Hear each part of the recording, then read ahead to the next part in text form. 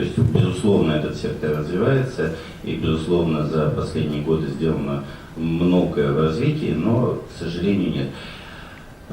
И я могу сказать, что необходимо развивать эти коммуникации в самых разных направлениях. Необходимо развивать коммуникации между компаниями, между бизнесом и, собственно говоря, некоммерческим сектором. Площадок такого общения, вот, собственно, кроме тех, которые Наталья Дмитриевна организует в Сценарии, я, честно говоря, не помню.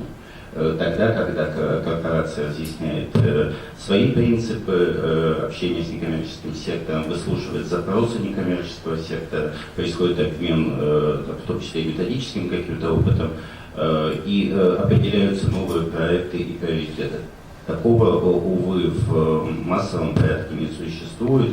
И, опять же, это же дорога, условно говоря, с двусторонним движением, а она всегда осуществляется односторонне. То есть корпорации идут по своей полосе, и где-то там через полосу отчуждения есть там встречное движение самого некоммерческого сектора, фондов, и они очень редко пересекаются вот в нашей практике уральской.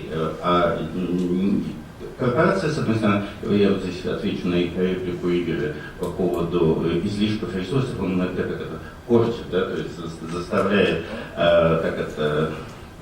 считать, что сам все знаешь, и не креативить слишком в дизайне, скажем так, проекта, да, и, соответственно, корпорация живет в своем мире и хорошо, а некоммерческий сектор как-то вот там ходит, да, и опять же в своих правильных технологиях, но не обращается с таким запросом.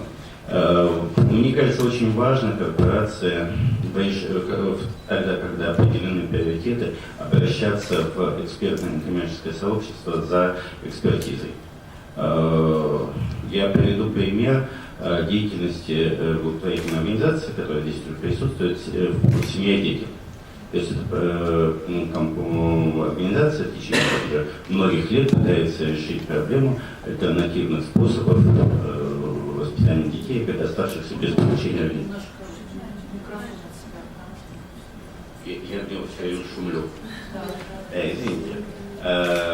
То есть у нас достаточно большое количество от бизнеса денег направляется просто в детские дома, но при этом денег для технологий альтернативных методов воспитания и развития патронатных семей, я бы сказал, неприлично мало за это время. Более того, и со стороны государства, как бы поддержки именно альтернативным способом воспитания детей, оставшихся родителей, тоже оказывается неприлично мало. То есть Свердловская область была в числе первых территорий в России, которая поставила вопрос о принятии закона о патронатных семьях, да, и это та область, которая этого закона так и не приняла.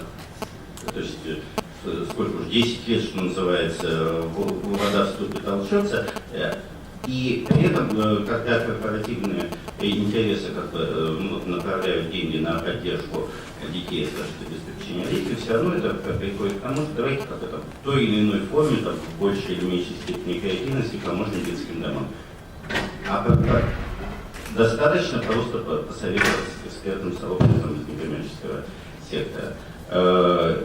Что еще я бы обозначил важным в развитии коммуникации корпораций и сообщества в решении проблем благотворительности? Безусловно, развитие темы в средствах массовой информации. То есть вот Фаина привела прекрасный пример существования журналистского клуба, да, то есть вовлечение журналистов в тему и в важные проблемы, которые можно решать при помощи благотворительности. На самом деле, там журналистское сообщество в регионе, оно, во-первых, текучее.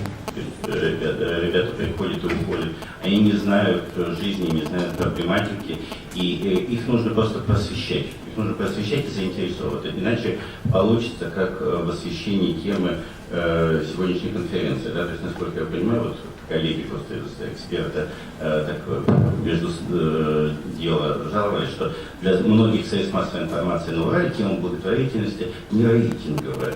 И хотят они, собственно говоря, ее освещать, не хотят они ее разговаривать.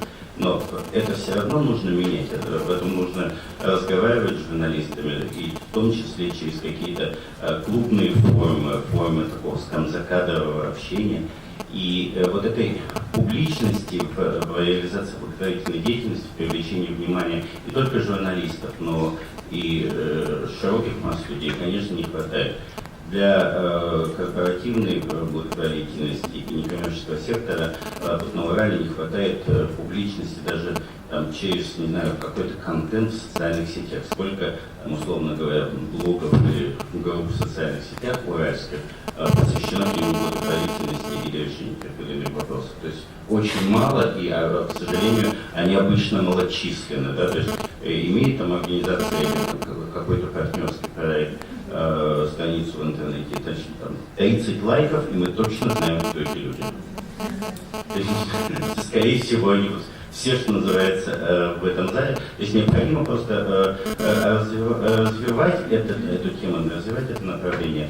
Это, помимо всего прочего, не только там вовлекает новых сторонников, это создает прозрачность той деятельности, которой занимаются корпорации, тех проектов, которые финансируются, и это повышает к ним доверие.